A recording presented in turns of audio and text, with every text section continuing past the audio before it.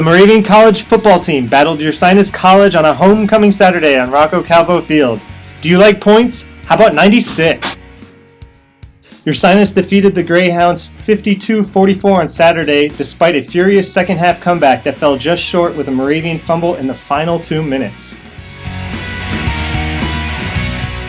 Freshman running back Chris Negron rushed for 164 yards and 2 touchdowns on just 9 carries and added a 54-yard reception. It was the first 100-yard game for the freshman, and he scored his second and third touchdowns of the year against the Bears.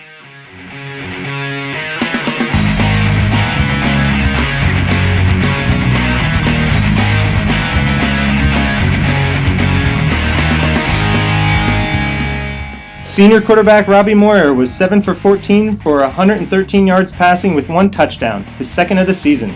The signal caller continued to show off his multifaceted attack with 120 yards on 20 carries and a touchdown on the ground. Freshman running back Larry Spann also enjoyed a breakout game, rushing for 70 yards on 10 carries and his first collegiate touchdown. With Moravian trailing 21-0, the comeback was launched by Spann, who hurdled a defender on his way to the end zone for a 28-yard touchdown run. Ursinus pushed the lead to 28-7, but sophomore kicker Dave Fumara booted a 24-yard field goal to draw the Greyhounds closer.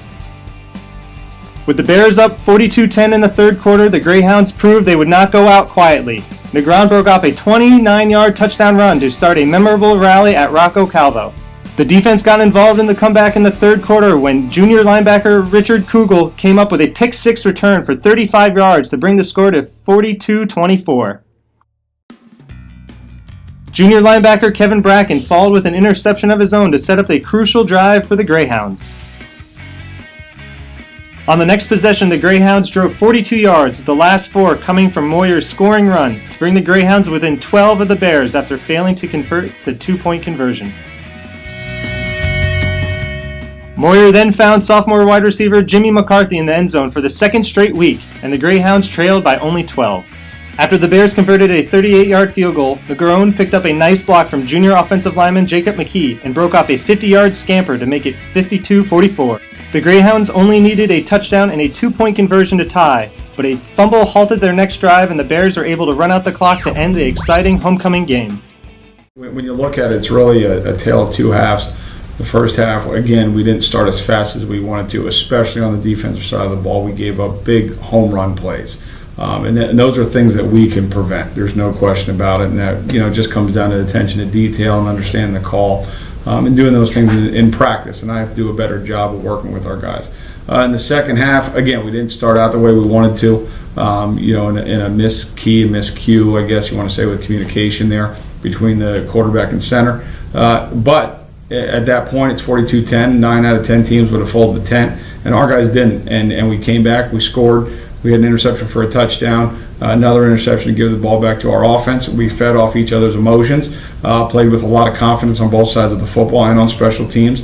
And, as I asked ththese guys during the week, the start time was at 1. I said, promise me we don't have a quitting time, and they didn't. I think they would have played for 4 more quarters.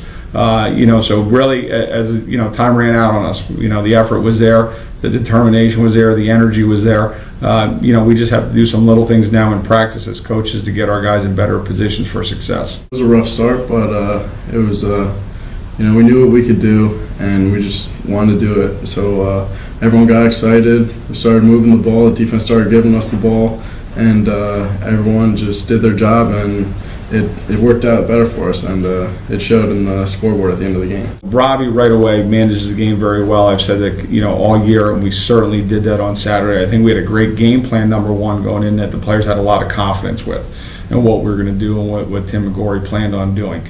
So one, it was the quarterback managing the game, and then two, it was about just answering the bell, answering their call. So whether it was Chris or Larry, we certainly took what the defense was giving us. They ran very hard. On Saturday, made some great cuts, when they got downfield, didn't let one guy tackle them. which we've seen in the past. And again, these are freshmen, so I think you saw a progression and a big jump. Both Larry and Chris really grew up on Saturday, make a one guy miss, run away from some people, and doing that. So all three did a phenomenal job in the game plan that Tim had built for them. It starts with the line, and the line's just been busting their butt in practice, and they've been doing a great job for us. And the running backs are making blocks, receivers are making blocks downfield. So I mean, it starts with everyone blocking, and then it comes down to the running backs and receivers when they get the ball and just making plays off the box and just following what the line's leading for. On Kugel's pick, that was a heads-up play by Rich.